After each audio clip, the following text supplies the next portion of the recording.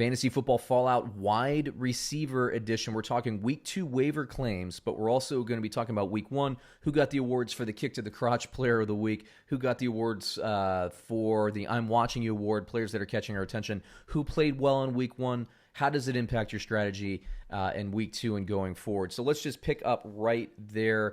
Who did ESPN project to score in the top 10? And by the way, I will give my computer rankings as well. And if you're only interested in waiver wire, click the timestamp below. It'll take you right there.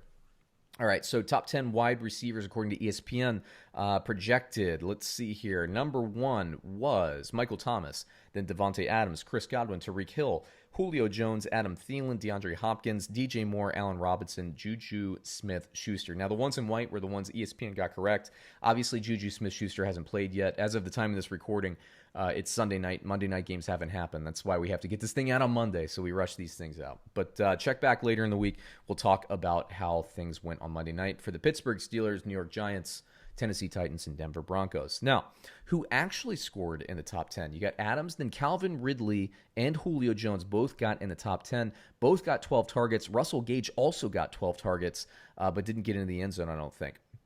Adam Thielen went nuts towards the end of the game. DeAndre Hopkins went nuts the whole game against a very talented 49ers defense. Robby Anderson, I think a lot of the projections had DJ Moore. Robby Anderson was the one that got in the end zone, so that's why he's on this list. You had Jamison Crowder, the only guy who could catch a pass for the Jets this past week. Will Fuller, in the week where everybody pulls their hamstrings.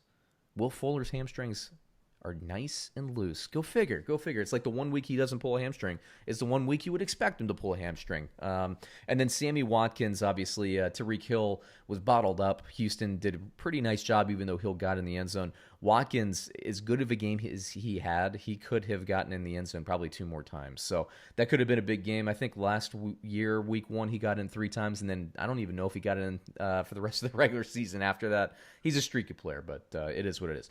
Now let's give away our awards for the week, right? Who got the Kick to the Crotch, the Kick in the Nuts award? That award goes to Michael Thomas, New Orleans Saints. Look, if you drafted Thomas, you had to get him in the first round. So when you draft a first round anything, you want that player to produce every single week. That's why I kind of stay away from drafting that wide receiver in round 1. I understand the value there, but wide receivers, just by nature of what they are, they tend to be streaky, right? I would much rather draft a guy like a Dalvin Cook, a guy who even in a bad week is going to get in the end zone once or twice in that offensive system. Tampa Bay obviously did their best to neutralize Michael Thomas. Emmanuel Sanders got in the end zone. Jared Cook had a few big catches there. And the Saints, it didn't really hurt the Saints, the team. They won. They won going away. Tom Brady threw some interceptions. I think he got about 5 targets, Michael Thomas. That's a disappointment for fantasy owners. That's a kick to the groin. Now, who caught my attention? Who am I watching? If you watch my running back segment, I talked about Nyheim Hines. I'm talking about another Colt here, Paris Campbell. Now, wide receiver was interesting this week. Nobody really jumped out at me. Nobody was like really a shocker. I mean, you could make a case for like maybe a Laviska Shenault who got into the end zone for Jacksonville. I'm more of a DJ Chark guy there anyway. Paris Campbell, the big question was, is it going to be Pittman Jr.? Is it going to be Campbell?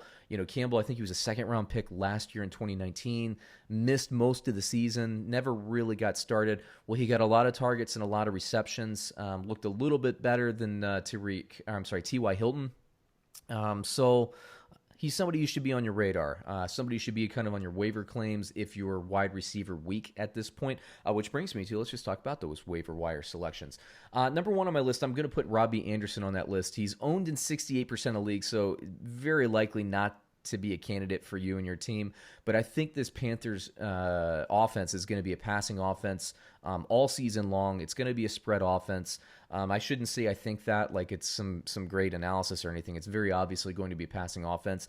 And DJ Moore and Robby Anderson should both be rostered in every league. Paris Campbell, who I just mentioned, I think he's going to get better and better as the season goes along. It wouldn't shock me. I mean, T.Y. Hilton's getting older. He could be the featured receiver in this offense at some point, really.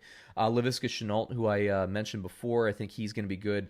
Getting some carries out of the backfield, getting some receptions. He's a nice difference maker. Sammy Watkins, he's so damn streaky. You can't count on him, but, at Kansas City wide receiver, You can't go wrong there. You really can't. Russell Gage, I mentioned 12 targets. I would think that over time, Atlanta will throw the ball a little bit more and integrate Hayden Hurst a little bit more. But Russell Gage looked good. Don't miss out on him if you get the chance to get him. He's only owned in 3% of leagues, for crying out loud. Allen Lazard, I thought, looked more athletic than he looked last year. I think he's ready to take a step forward. You could put Valdez-Scantling on this list as well, but for me, I like Lazard as the second receiver there in Green Bay. And Anthony Miller, who had a nice game against the Detroit Lions. Trubisky, like I said in another video, kind of went crazy in about the last 5 minutes. Maybe let's just call it the whole fourth quarter. Anthony Miller, I've been waiting on him to take a step forward. I've been a fan of his ever since Memphis. I thought he was going to be really good. Now, there have been some reasons why he hasn't broken out quite yet, but I think he's a guy that you should pay attention to. I think that if you miss out on the guys above him in this list, he's a guy that's going to have some value, but you're betting on Mitch Trubisky to be able to get him the ball. I don't know if that's a bet I'm going to be making on my fantasy football roster week in and week out, maybe more so in daily fantasy. So there you go. There's a full week of wide receiver. Check out the other positions as well. Check out the week 1 playlist on Underdog TV. It's going to have everything there. Or I should say the week 2 playlist. It's going to have everything there, including these waiver wire selections and a lot more analysis, game-by-game analysis, projections throughout the week as well. Thanks, everyone.